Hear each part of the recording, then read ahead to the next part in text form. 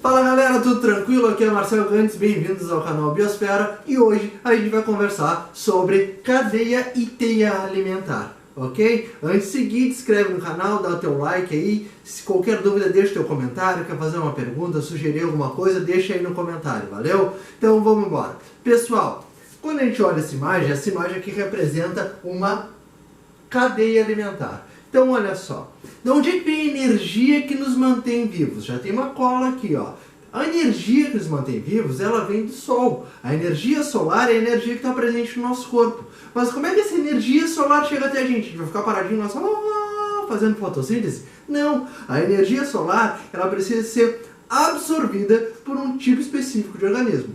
Só existe um tipo de organismo que consegue fazer isso. Esses organismos são os vegetais. Então os vegetais absorvem essa energia solar, ó, energia solar. Eles absorvem essa energia solar num processo chamado de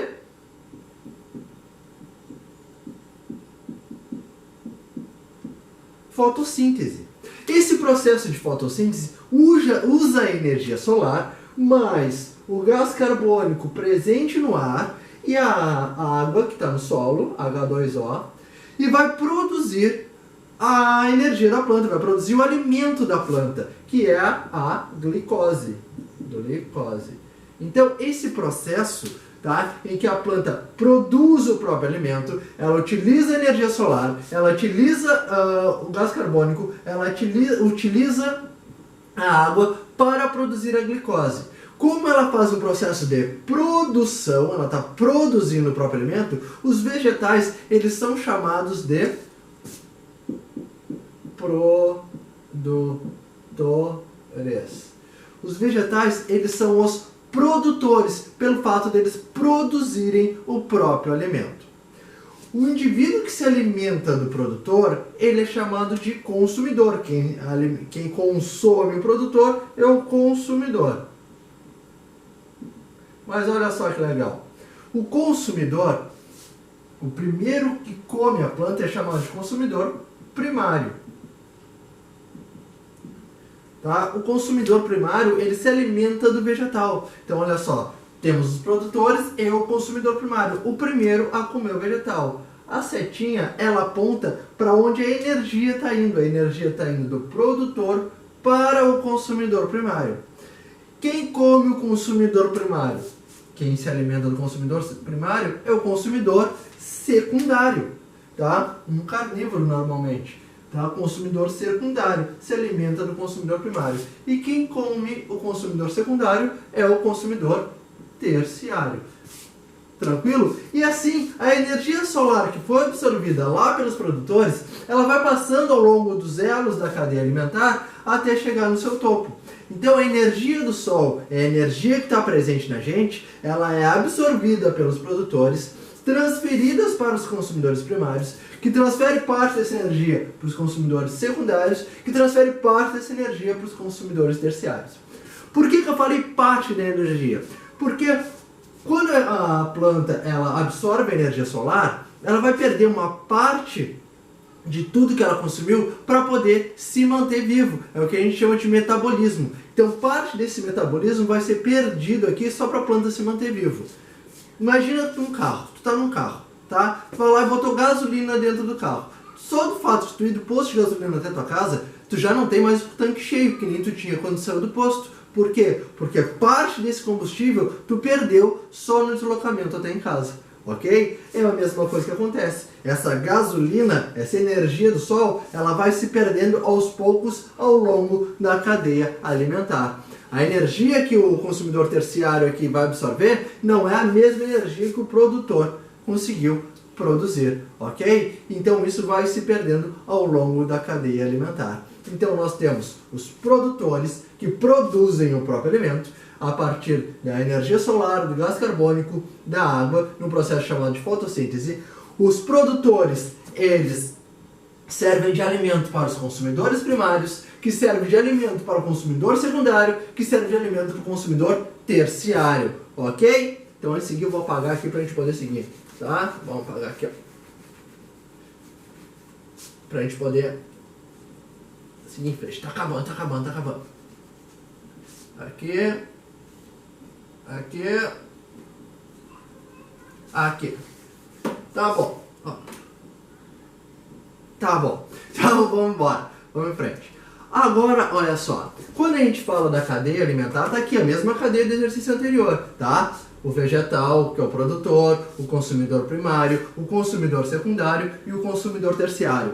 Mas tem um grupo de organismos que são extremamente importantes, que não são representados na cadeia alimentar. São aqui, ó, os nossos amigos decompositores. Os decompositores. Quem são os decompositores? Os fungos e as bactérias. Eles são organismos que pegam aquele corpo, que pegam aquela matéria orgânica e decompõem ela, ou seja, eles desmancham essa matéria orgânica, liberando os componentes químicos desse composto orgânico no ambiente. Então, quando o corpo morre, tá? Quando o indivíduo morre ou parte dele, imagina uma árvore lá, quando cai a folha dela, essa árvore ela vai ser decomposta e os nutrientes presentes nessa árvore vão servir de nutrientes para o solo, vão servir de adubo ao solo, entendeu? Então, os decompositores, eles fazem parte, eles estão presentes, mas não são representados na cadeia alimentar, tá? Então, quando a gente representa a cadeia alimentar, a gente vai fazer isso aqui, só que todos os indivíduos, eles estão ligados direto ou indiretamente aos decompositores, ok? Os decompositores são muito importantes, eles reciclam a matéria. O carbono, o nitrogênio, o oxigênio que está no nosso corpo, eles já tiveram em corpos de milhares de outros organismos antes, e eles puderam ser reciclados nesse processo ao longo de bilhões de anos do planeta Terra, graças aos decompositores. Tranquilo? Vamos apagar aqui de novo. Gostaram do meu apagador importado? Tá? Tranquilo? É bem simples então. Os decompositores participam ativamente, são os responsáveis pela reciclagem dos nutrientes, mas eles não estão representados na cadeia alimentar. Tranquilo? Mas o que acontece quando a gente junta várias cadeias alimentares? Tá? Uma coisa, toda cadeia alimentar, ela obrigatoriamente precisa começar por um produtor. Se ela não começa pelo produtor, ela não tem energia para sustentar os demais elos da cadeia alimentar. Então nós temos os produtores, os consumidores primários, aqui consumidor secundário, consumidor terciário. Deu ponto? Não acabou não. Um indivíduo ele pode ocupar mais de um elo, dependendo do que ele se alimentou. Olha só, vamos ver aqui. Temos o capim. Esse aqui, o vegetal, sempre vai ser produtor. Não tem como ele mudar. Produtor, ok? O vegetal serviu de alimento pro coelhinho aqui. Coelhinho, consumidor primário. A águia comeu o coelhinho, consumidor secundário. Então vamos lá aqui. Produtor, o caracol comeu, consumidor primário. O passarinho comeu o caracol, consumidor secundário. A águia comeu o passarinho, consumidor terciário. Pode ver aqui, ó, 2 níveis diferentes já. Então, a lagarta, C1, passarinho C2, águia C3. Ou então, a lagarta, o lagarto aqui, C2 e C3 novamente. Entendeu? Então, dependendo do jeito que eu olho, um mesmo organismo ele pode ocupar mais de um nível trófico, porque depende de quem que ele está se alimentando. A gente vai lá e come uma alface. A gente comeu alface, consumidor primário. A gente comeu um bife lá, comeu uma vaca, consumidor secundário. Por que consumidor secundário? Porque a vaca comeu o capim e a gente comeu a vaca, consumidor secundário. Então, dependendo de onde a gente está, vai fazer diferença nesse processo, ok? Eu vou falar daqui a pouco o que acontece quando a gente altera isso aqui no ambiente natural, tá? Mas antes disso, eu quero falar de um conjunto de organismos extremamente importantes no meio, tá? Que eles aceleram o processo. São os facilitadores, os organismos que facilitam a decomposição. São os que a gente chama de detritivos. Esses organismos todos aqui, eles pegam os indivíduos mortos, no caso aqui desse besourinho aqui que é chamado de rola-bosta, ele faz essa bolinha de esterco e ele coloca os ovos lá dentro. E aí a larva, quando nasce, se alimenta desse cocôzinho. Isso faz com que esse esterco seja reciclado a uma velocidade maior. Esses amiguinhos aqui, os colêmbulos, tá? São bichinhos minúsculos que vivem lá no solo, tá? Bem pequenininhos, 2, 3 milímetros. Eles se alimentam na matéria orgânica morta. Então a folha morre, ele vai lá e se alimenta dessa folha e devolve esse nutriente. O cocô dele lá, né, vai ser bem pequenininho, vai acelerar o processo de decomposição. Imagina uma folha grande. Essa folha demoraria muito tempo para sofrer o processo de decomposição. Agora, quando ela é espatifada lá, ela vira cocô, vira fezes, as bactérias e os fungos vão acelerar, vão poder decompor isso muito mais rápido. Tá? O carcará, que ele vai lá e se alimenta de animais mortos.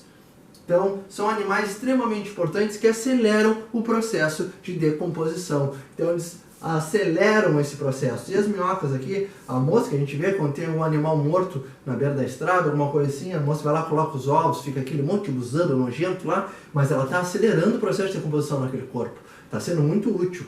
As minhocas, elas pegam a matéria orgânica morta no solo, comem ela, ainda remexem o solo, organismo extremamente importante para a agricultura, deixa o solo bem fértil, produz o humus, ok?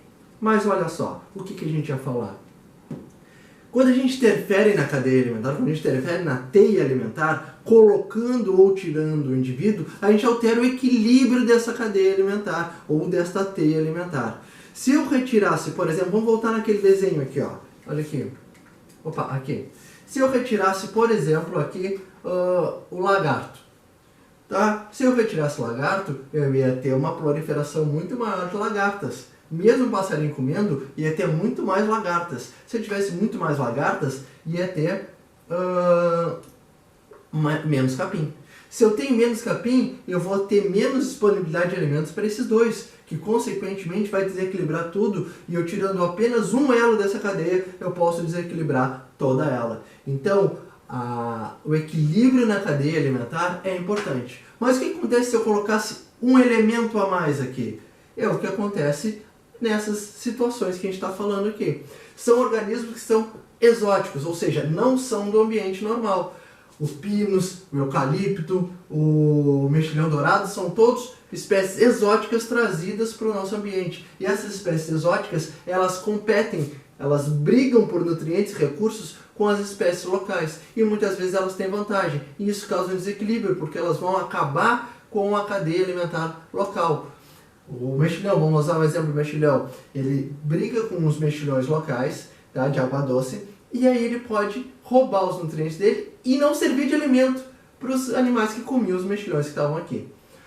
O Aedes aegypti, aqui, o mosquito da dengue, é um exemplo de mosquito de espécie exótica, porque ele é africano. Quando ele veio para cá nas embarcações e tal, ele trouxe, entre outros motivos, ele carrega consigo lá a dengue, chikungunya, todos esses vírus. E o caso mais clássico é dos coelhinhos na Austrália. Para acabar aqui, olha a história. Em 1850, por aí, 1840, na Austrália, um fazendeiro levou 24 coelhos, 24 coelhinhos. Esses coelhos fugiram, foram libertados, não sei direito a história. Só sei que 20 anos depois, esses coelhos libertos na Austrália, sem inimigos naturais, eles eram cerca de 60 mil coelhos.